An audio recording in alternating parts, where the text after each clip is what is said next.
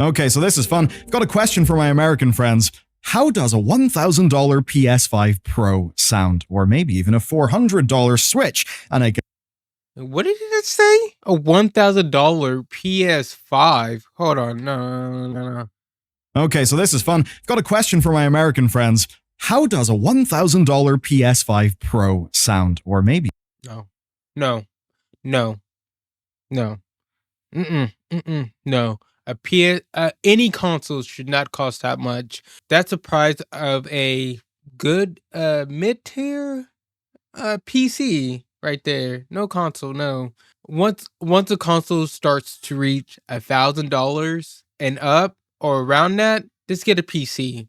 Okay, learn how to build one. There's thousands of YouTube videos, instructions how to build a PC. You can build a very, very decent PC for that price that could probably outperform that PlayStation or any console. $1,000. That's you know that may be a hot take I have, but I just think that price point is woo.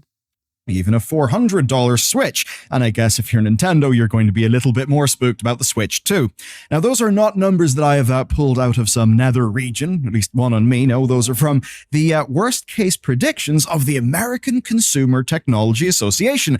We like games, we would like to buy games, and that's kind of spooky. And you know what's real funny?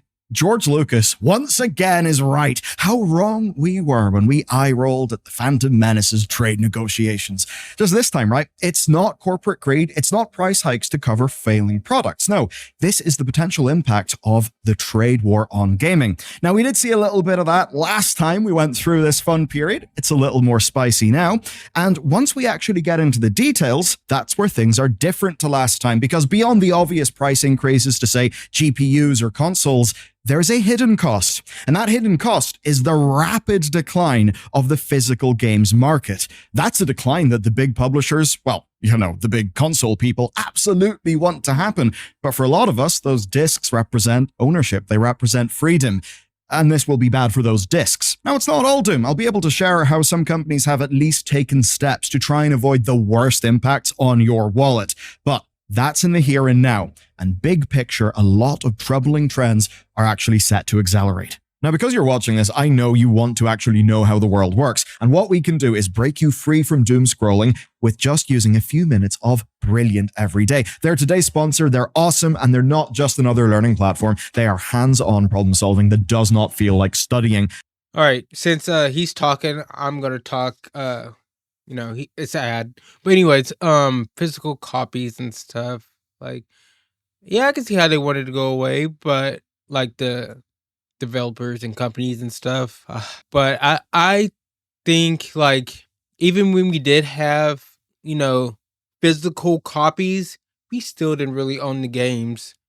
They still had updates and they could still we really didn't own the games. We still don't own the games. We don't own these products. These developers are so quick to take something offline or make it unplayable. It's ridiculous. And I do think if we don't have physical copies anymore, I'm gonna pause it. If we don't have physical copies anymore, I think the game should be cheaper. My personal opinion, just my opinion, the game should be cheaper. If you don't have to make a case and a CD and take the time to go through production of getting the game on the disc and everything, getting the paper printed out for the case and all that. What are y'all doing? Talking to you, the developers. What are y'all doing? Come on. I really believe a lot of these developers and stuff, they just don't care about us. They just want to try to get our money any way they can. Not all developers. We do have some exceptional developers that, I love, maybe you love, we all love, are amazing. But that's like a small majority of them. A lot of them, they just don't care, It won't make sense. Like, okay, everybody's talking about how like GTA is going to be like around $100 or whatever, something like that, something crazy. I could maybe understand that, and maybe for just that game, but once people like other developers see that Rockstar is selling that game for like around $100 or something, and it's selling, they're going to think they can do the same thing. No, they've been working on GTA 6 for a long, long time. A lot of people have been waiting for this game. Not every developer can just release a game and think they can release it at that price point, like the base price point around $100 something. It's not gonna work, you know. These developers and companies and stuff, they're not very smart. They just see someone else doing something and it worked or it's working, then they're just like, oh, well, we can do that too. And it doesn't fucking work. That's not how it fucking works. It's just I just I just I just wonder who's up there making decisions. That's all I wonder sometimes. Like, really? Come on. Just using a few minutes to know how the world works. And what we can do is their today's sponsor, Feel Like Studying.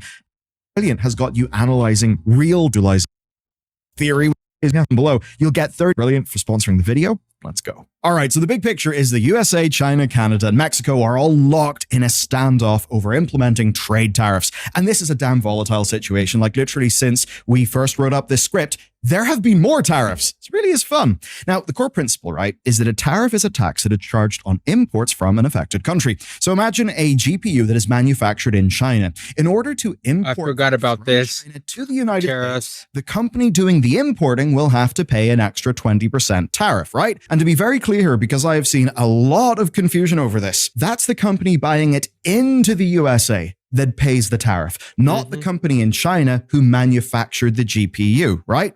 So big picture, the point here. Yeah, people don't understand this. And I don't think the orange man even knows what is really going on with tariffs. It's just a fancy word to him that, I don't know. Like, it's going to really impact us. I do kind of understand, like, maybe it would incentivize us, like, making jobs in the United States. But my thing is, these people who makes these products in China or whatever, they don't get paid very much. Like the ones who make our chips and put these GPUs together and everything. These are tedious jobs, okay? And people over there do not make that much. So, do they expect to have manufacturing companies making these, CPUs and GPUs and expect the companies to, pay their employees a decent wage? And if they do, that's just going to hike up the price for the product. So either way, you see what I'm getting at? Our products are going to go up no matter what, because nobody in the US are going to want to build these stuff and do these tedious jobs for minimum wage or under minimum wage, unlike them over there in China and stuff who make this stuff. It just sucks. And I totally forgot about tariffs. Yes. Maybe we will get like a $1,000 console, and yeah, at that point, building a PC probably won't be that cheap. At least a decent one. This is bad all around for like console players and PC players. It's all around. It's terrible. Here is to make foreign-made goods more expensive for you to purchase in your local region, because whoever is buying those goods in to sell to you has got to pay a 20% tariff. For example, the whole point is that's more expensive so that you will buy local, which in this case would mean you're buying America-made computer hardware, consoles, and physical games. The problem is those aren't really a thing. And this is not all a theory. We've actually seen the impact of this already. The first impact was felt on GPUs. So the RTX 50 cards, right, that whole series, they went up in price because of these tariffs. The retailer Newegg basically confirmed as much in a tweet. Tweets that they've now deleted, which is a bit weird. And they later told Tom's Hardware that the increases were, quote, due to a number of factors that are unfortunately out of our control. Which to me does read tariffs. But there are other things. I mean, the GPU market is pretty damn volatile and chaotic. Nvidia didn't ship enough cards anyway, a lot of accusations of paper launches, so this whole fluctuation in GPU prices kind of passed under the radar, because basically, we're all kind of pissed at Nvidia. Now, even if GPUs were previously exempt from tariffs until now, no one is really surprised by expensive GPUs in the current market. So GPUs, expensive, not really a surprise. But the worst impact on your wallet could very much be yet to come. So here's the deal.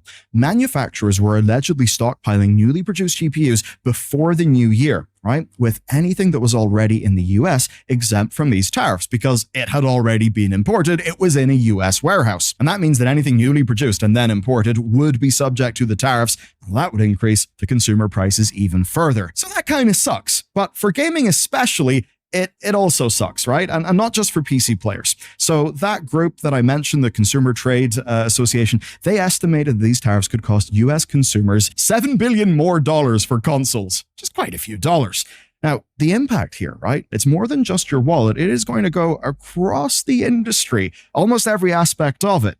Right now, okay? There is no evidence to suggest that digital products are going to be impacted by these tariffs. And that's because there are various trade agreements that are in place to protect digital goods. Now, that does depend on everyone honoring those agreements. Maybe they won't, but let's assume they will. Let's assume digital will be fine, because we got to talk about what we know would not be fine. And that's physical games. Before doing this story and one previously, I had no idea about this. So, do you know where the majority of American game discs come from? The answer is Mexico. So, that's basically where they are manufactured. And that means that if the Mexican tariffs continue, publishers... Wow, I actually did not know that. From Mexico. Or people from the South. Oh, okay. Man, I mean, for gamers, for consumers, it's going to get bad. I just don't understand how people didn't see this. Like, I truly believe people don't understand what tariffs are, just like the president doesn't really understand what tariffs are and what it's going to do. I can see where they probably are coming from. Like I said, maybe trying to create jobs here in the US, but that's a whole issue in itself right there, right? Because like I said, people are not going to want to work for like minimum wage or below that. Okay? So either way, paying people over minimum wage to do these jobs, create these products, well, I mean, it's going to make our stuff go up. Costs for making physical games will increase. Now, there is some good news here, right? The estimates are suggesting that this would be just under $1 per disc. Now, yeah, that's millions of dollars across millions of discs. It's not huge, but it's also not the whole story. And this is where I'm going to cut to an analyst, Matt Piscatella. He's been in the analyst biz for like 20 plus years, bit of a legend, works for Circana, and he predicts one of two outcomes from this, right? His first prediction, publishers can increase the cost of physical games and also of digital games to ensure price parity. That would be them passing the cost onto your wallet, but then, of course, making it, fair and increasing the price of the digital games to match. Of course, those digital games not being impacted by the tariffs. So that would be a sneaky, sneaky business if they did choose to do it. The other thing they could do, though, is also not really good because it's just choosing not to produce physical discs at all. Now, they could sell the latter as a consumer good, basically saying, look, we need price parity between them. We're not going to do these physical things anymore. We're going to protect prices for the 60% of the market who are playing digital games. They could probably write up a press release selling that as a good thing. Now, even if the tariffs keep being delayed, right? Because we don't know if this will ultimately end up coming to pass. What we do know for sure, though, is that there's a lot of uncertainty. Uncertainty is bad for business. Uncertainty can also be an excuse. There's a lot of companies doing layoffs and various things based on these tariffs, even though they don't know if the tariffs are actually coming. And it will often seem like, well, the uncertainty of tariffs is just an excuse to do layoffs that some companies plan to do anyway. As for this, though, why would you commission several million discs for a game releasing in 3 months if you've got no idea how much they'll end up costing in the end? But of course, it's not just that. It's also the consoles that play those discs. And you know it is serious when Nintendo, Sony, and Microsoft all decide to band together as friends. Now, that's what they did in 2019, whenever these tariffs were proposed, right? They basically banded together and they warned that a 25% price increase would mean that a games console would be, quote, out of reach for holiday spending, that consumers would have to spend $800 million more dollars on their Christmas consoles. And because they did that in 2019, they got themselves an exception. In 2025, they have not got an exception. And of course, there's a big problem if you're Nintendo and you've got a Switch 2 coming.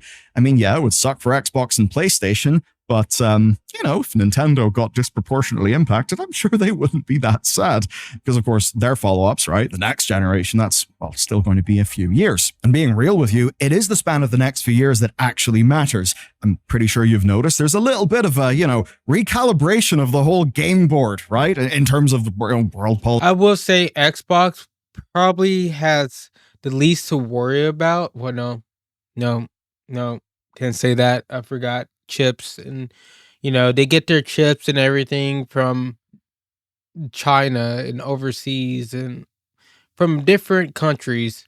Totally forgot about that. I was going to say Xbox, well, that's a American company. They don't even sell well over there in China, surprisingly. China, Japan, but fuck me. CPUs and stuff. So have to come from over there. Politics, my life. All those fun things that are totally out of the scope of this channel.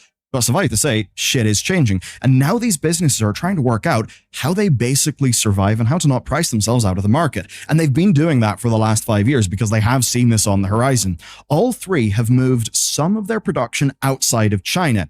But even with that, the US is still an absolutely huge import market. This was pointed out by Daniel Ahmad of Nico Partners that post-2019, US imports for Chinese products were reduced in real shipping terms. But, right, console imports remained above 75% of the market. So that actually means that console imports are still pretty damn exposed to all of this risk. And it does make sense. Like rebuilding a whole infrastructure to build all those consoles will take time and money. And that's a lot of work to build a parallel production line. That's going to take time. That's going to take money that will be passed down to us. And of course, as the first to launch, Nintendo has likely made the biggest move here. David Gibson, another analyst, pointed out that after 2019, Nintendo started on a plan to basically do as much maneuvering as they could to move 50% of their production to other regions. A big example is, say, Vietnam. And it does seem like Vietnam is a real beneficiary of, well, companies just moving their manufacturing elsewhere. The plan basically being they're still going to make a shitload of consoles. I guess. It's just they'll go to other places and Vietnam consoles will go to America. But that will not mean there is no impact on your wallet, because the cost of moving your whole production, well, that will have to be recouped somewhere. Let's talk worst case scenarios. And to be honest with you, right? There's some spooky shit to come, but it's actually on top of shit that's already real spooky. If you've watched all of our videos, you may know this, but the TLDR, right, is that when you actually adjust for inflation, premium console spending has been remarkably flat over the years, right? Last year, 2024, actually saw a sales decline. So the vibes have not been good, right? In basically the games industry.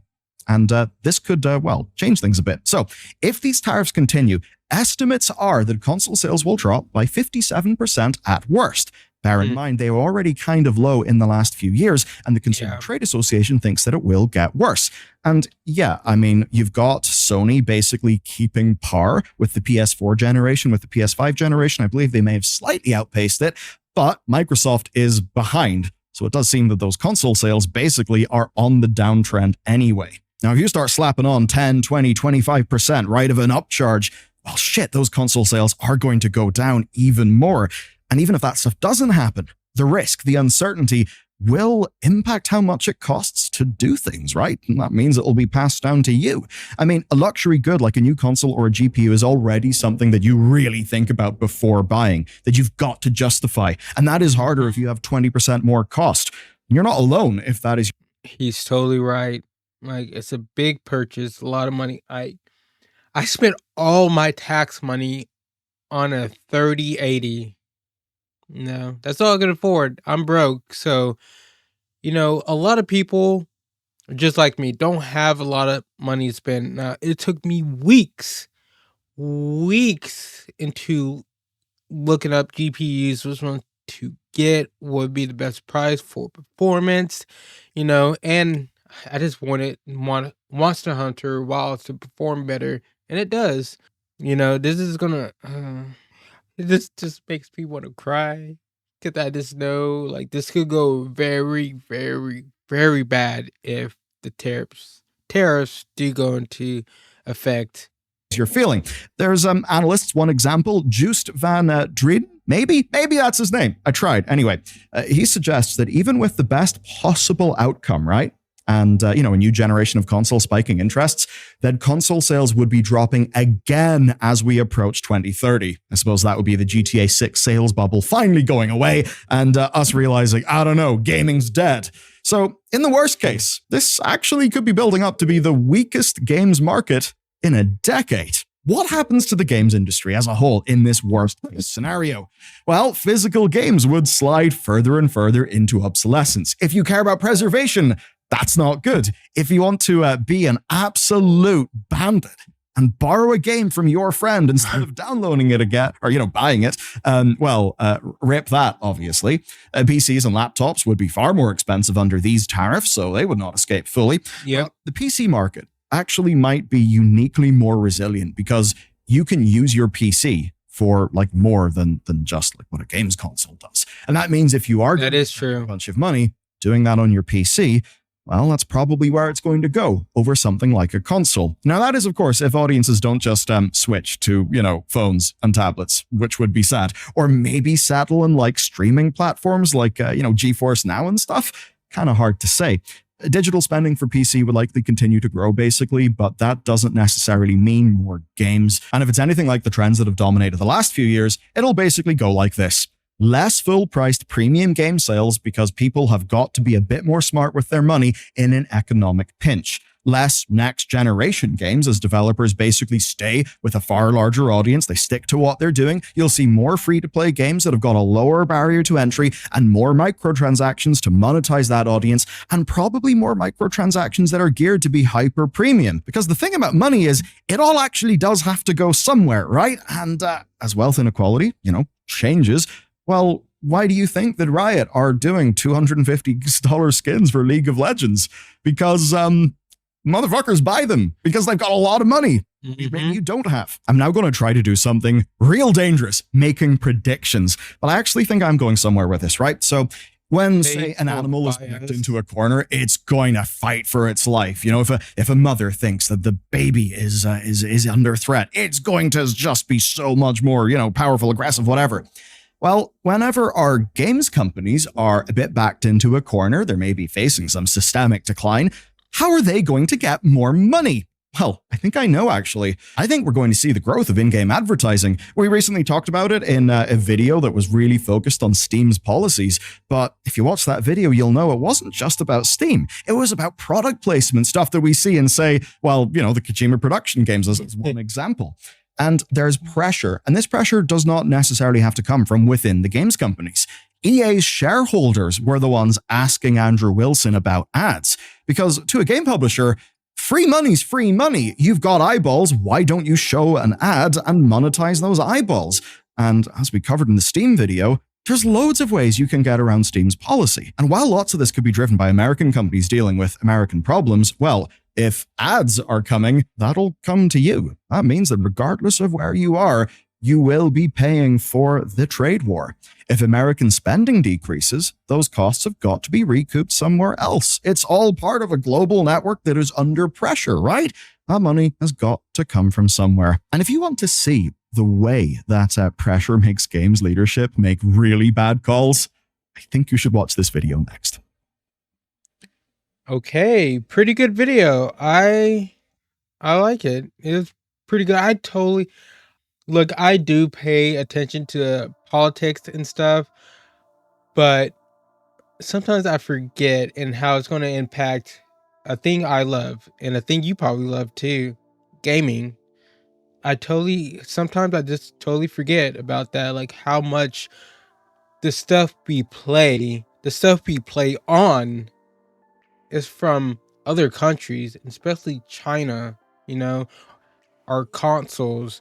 And if it's not the whole console, like with Xbox, it's still the CPU in that console, you know. Then you have like this, if you just play on PC, you got, guess what? Your GPU, your CPU, probably your RAM too, your motherboard, mostly your GPU and the CPU, probably like the two biggest things. And they're already expensive. And this with tariffs, it's going to make it even more expensive.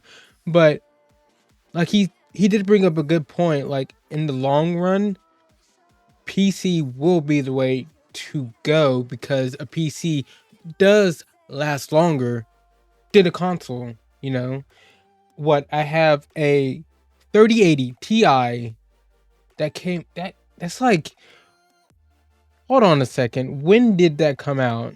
So it came out 2021 or 2021. So that it's a 4-year-old GPU and it still works pretty good.